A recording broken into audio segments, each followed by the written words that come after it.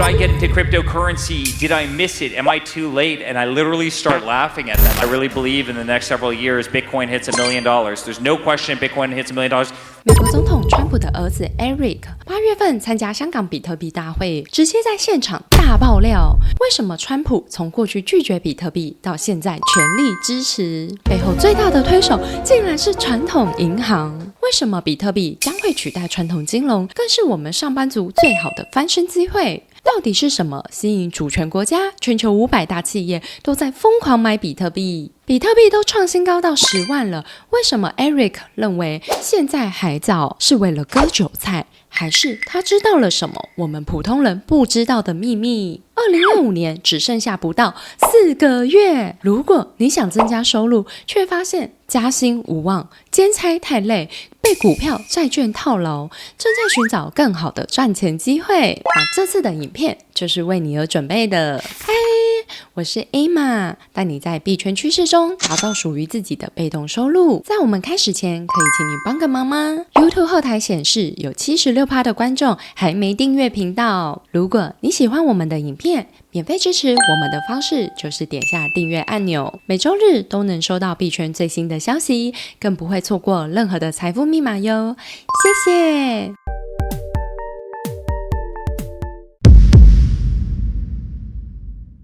Does the president only like Bitcoin because he wants to get votes? I'm like, I thought that was the whole point of running for office, is you're trying to get votes, you're trying to do things that are popular. But I think one thing I respect about your dad, he sees opportunity where other people don't, like a true entrepreneur does. And he saw something here that he thought was worth taking a bet on. And you know, I wanted to start by just hearing a little bit of the backstory, not just of your father, but for you, Eric, and how you got into Bitcoin. You know, we were getting debanked as a family, and I tell this story every single time I'm on stage, but because my father was a political guy, we were getting debanked by the biggest financial institutions in the United States. I'll never forget it. And all of a sudden, we started meeting all these incredible people in cryptocurrency. One of the people we met was David Bailey. He calls my father and he said, I want you to speak at the Bitcoin conference in Nashville. And my father calls me up. He goes, hey, what do you know about this Bitcoin thing? I mean, obviously, I believe in digital assets, but do you think I should speak at it? And I said, absolutely. You have to speak at the conference. And David Bailey was the first person who invited the now president of the United States, before he was president, before, in fact, the media even gave him a shot at winning, to speak on a stage. And the community, the Bitcoin community, embraced him. The Bitcoin community embraced my father, unlike anything I had ever seen before. And I hope that's paid off in spades, because we love this community. We believe in this community. 90% of my time in life is in this community now. It is the greatest asset in the world. And we are changing finance. We are changing modern day banking. We're changing modern day finance. It's the greatest store of value that's arguably ever been created. And guys, I'm telling you, you're going to look back in 3 years and 5 years and 10 years. The people in this room are the true pioneers of the space. People always ask me, you know, if the banks hadn't gone after your family, if they hadn't shut down all your accounts, do you think you'd be doing this? And I said, I don't think I'd be here. I think I'd still be building every single hotel around the world and in every market. And by the way, I still do a lot of that. But I don't think I would have fallen into cryptocurrency the same way. Them canceling the hell out of us, them coming after us relentlessly simply because my father was in politics, combined with the fact that they were going after all of you. So many people in this room, they were going after you. And guess what? I started meeting some of the greatest people I've ever met in my life, who are incredibly honest. You know, who believe in the future, who believe in technology, who are great people, who wanted to build dynamic companies that could, you know, transform the future of life. And they treated you like dogs. They treated you like hell for no reason whatsoever. And they were doing the same to our family. They were doing the same to us. And so, you know, they often say kind of the enemy of your enemy is actually your friend. That's how the Trump family became friends with this community. The enemy of your enemy actually became your friend. And, you know, as you talk to these people, you realize how brilliant they were. As you talk to these people, you realized how antiquated the old financial system was, right? You know, at 4:59 on a Friday afternoon, you can no longer send money until the next Monday, which if you're very lucky, might actually get to the intended recipient by Monday afternoon or Tuesday. That's not the modern world. Give me a break. That's not, finance has to be 24/7, 7 days a week. That's what people expect. That's what people demand. And we're changing that every single day. And so the road's been beautiful. The road's been something I would have never guessed in my wildest dreams. If David could have brought me back 10 years, no way would I ever have thought I would have been here. But it's also probably been the most rewarding venture of my entire life. 敌人的敌人就是你的朋友，这句话真的是一语道破现在的金融问题。为什么传统金融和比特币是敌人？因为比特币就是传统金融的杀手。举一个最常见的例子，假设我们要汇新台币到美国，大约要花800元的手续费，还要等到美国人的上班时间才能处理，常常汇一笔款项要等4到5天也是很正常。但如果用比特币转账，因为24小时全年无休，转账费用也便宜，连一半都不用，对我们来说不就更快更方便吗？ Number two is one other thing that never gets talked about, and it might even be a little bit crude to say, but guys, the traditional financial system in the world has benefited guys like me, and it hasn't benefited the vast majority of people, right? It benefits the people that, were fortunate enough to have some zeros behind their name. They're the ones that have leverage. They're the ones that have power. They're the ones that can call the heads of the bank, and negotiate off a full point on a loan, or get all the fees knocked out, or listen, there's a lot of ways that we can, or just borrow money in an environment where they wouldn't give other people money. You, for the first time, have kind of a community which is agnostic to true wealth. And that's a great thing. It gives the person in sub-Saharan Africa, the same opportunity as it gives the, executive on Wall Street in New York City. And that should never be forgotten. It's the first time in any kind of finance, probably in the history of the world, where there is no kind of disparity between socioeconomic classes, and that should really be cherished. 你觉得这个社会公平吗？如果你不知道或是无感，那花3分钟看完这场跑步比赛，将会明白这个社会有多不公平。 The winner of this race will take this. It's a $100 bill. Before I say go, I'm going to make a couple statements. If those statements apply to you, I want you to take 2 steps forward. If those statements don't apply to you, I want you to stay right where you're at. Take 2 steps forward if both of your parents are still married. Take 2 steps forward if you grew up with a father figure in the home. Take 2 steps forward if you had access to a private education. Take 2 steps forward if you had access to a free tutor growing up. Take 2 steps forward if you've never had to worry about your cell phone being shut off. Take 2 steps forward if you've never had to help mom or dad with the bills. Take 2 steps forward if it wasn't because of your athletic ability, you don't have to pay for college. Take 2 steps forward if you never wondered where your next meal was going to come from. I want you guys up here in the front just to turn around and look. Every statement I've made has nothing to do with anything any of you have done. Has nothing to do with decisions you've made. Everything I have said has nothing to do with what you've done. We all know these people up here have a better opportunity to win this $100. Does that mean these people back here can't race? No. We would be foolish to not realize we've been given more opportunity. We don't want to recognize that we've been given a head start.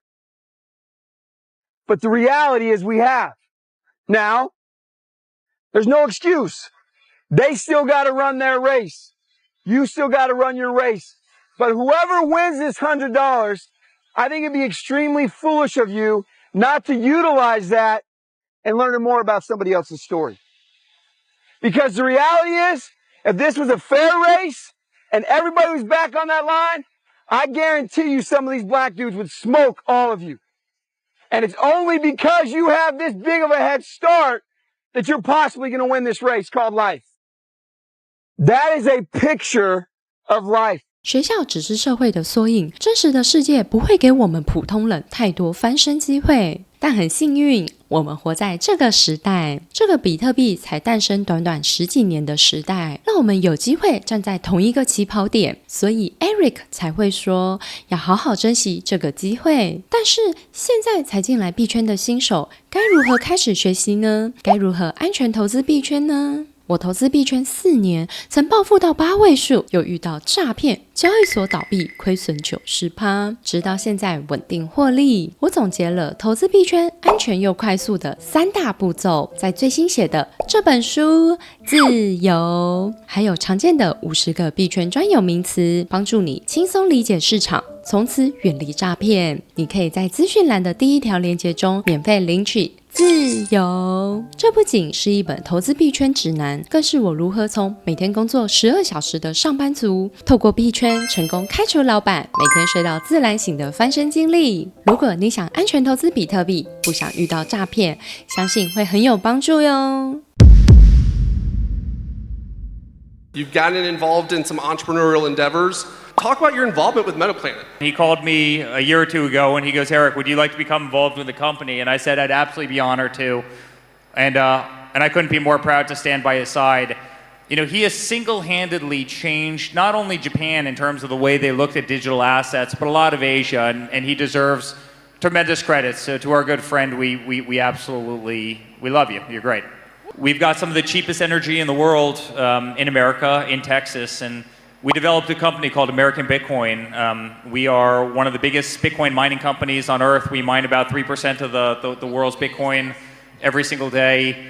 We're about to go public on the NASDAQ very soon, coming up. Rough cost per energy per mining a Bitcoin is about $37,000, right? And on an asset that's trading at, what is it today, $112,000, $113,000. And so we're doing the Bitcoin mining game as well as anybody on earth, better than anybody on earth. And at the same time, we're doing kind of a strategy model on the other side. And so we could not be more proud to launch this incredible endeavor. I think we're going to be one of the greatest Bitcoin companies anywhere in the world. You've got nation states that are buying the hell out of Bitcoin. You've got Fortune 500 companies that are buying the hell out of Bitcoin. I mean, you've got the biggest families. You've got the biggest companies on earth that believe in this digital store of value. Everybody wants Bitcoin. Everybody is buying Bitcoin. And that's an incredible thing. And that's why I've always said that I really believe in the next several years, Bitcoin hits $1 million. There's no question Bitcoin hits $1 million. And when you're in the room with certain people, and I had breakfast this morning with, you know, a couple of the most powerful people in the region, in the hospitality space, and you're literally sitting there trying to explain to them what digital currency is, you realize how early we all are to this race. And how big of a benefit that is, right? I hear from people all the time, you know, should I get into cryptocurrency? Did I miss it? Am I too late? And I literally start laughing at them. I go, we haven't even scratched the surface of what Bitcoin is going to be. We haven't even scratched the surface of what digital assets are going to be. This is the time to buy. Volatility is your friend. Buy right now. Shut your eyes, hold it for the next 5 years, and you are going to do terrifically well. I had one person who runs a major country tell me that they literally take the entire energy supply of a major city in the middle of a winter and use it to mine Bitcoin because that's how much they believe in the asset, right? And so, you know, I'm not going to tell you which country it is or who it was, but what I can tell you is there are sovereign wealth funds who really believe in it. You've got the biggest families who believe in it. You've got the biggest banks that believe in it. You've got accumulators that believe in it. And more, you have retail consumers that are starting to understand it, but not only understand it. I think there's a lot of people who understand what Bitcoin is and what cryptocurrency is, but never really had the access to it, right?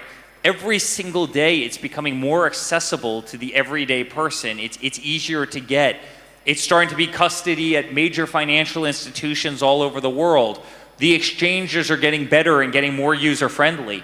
I used to be the guy who, coming out of the hospitality business, would yell at the exchanges saying, it's too difficult. You're making it, on DeFi, you're making it too difficult to ultimately buy cryptocurrency, and it's literally holding back the masses.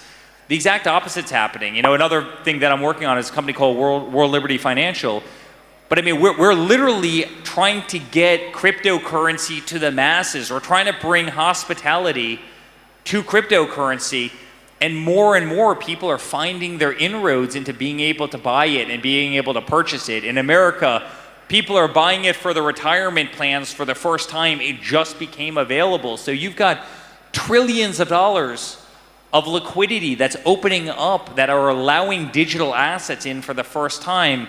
You've got BlackRock, you've got all the biggest banks in the world that are buying it, right? You've got all the major companies in the world that are holding it on their treasury of their companies, right? And they're not letting it go. Those retirement accounts are not letting Bitcoin go. Those companies are not letting Bitcoin go.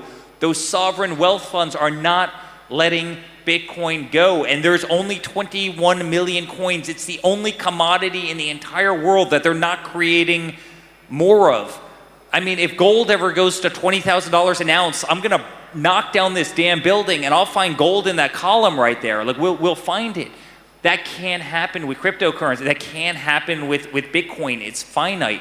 And that's what makes it so damn powerful. 流动性是我们的朋友，这句话说起来简单，但做起来真难。这是比特币过去12年来每月的报酬率，绿色是上涨，红色是下跌，比例大约是各半。换句话说，当我们投资比特币后，有一半的时间会面临暴跌，账面呈现亏损的状态，这时候很容易陷入自我怀疑。投资比特币是对的吗？比特币会不会归零？这时候如果有家人或朋友因为投资特斯拉股票或是投资台湾房地产赚钱，我们很容易会想，还是要去投资股票，会不会赚更多？或是去买房呢，会不会更稳定？一旦进入投资内耗状态，就很容易乱操作，反而亏钱。那我们该如何控制好自己的心，确保能度过这段下跌时期呢？我认为是同时打造一份币圈被动收入。为什么？因为人在投资时特别的不理性，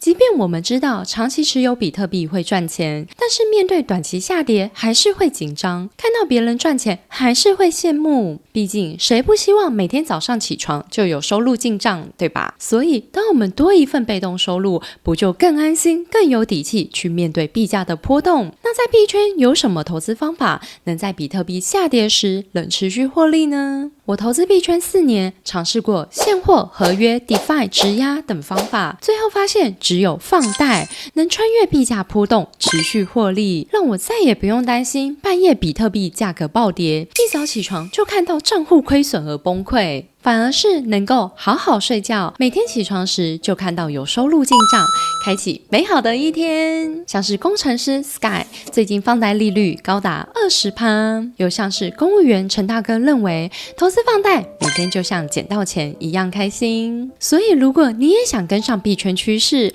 同时担心遇到暴跌，那相信放贷会很适合你哦。去年我还受邀到香港分享币圈投资经历，希望能避免新手再犯下我过去的错误，不用走弯路就能在币圈投资赚钱，过上每天睡到自然醒的生活。所以我准备了一个免费教学影片，分享自己是如何从什么都不懂的币圈韭菜，到现在成功打造一份稳定安心的被动收入。你可以在资讯栏的第2条连结中找到，一起在币圈安心赚钱。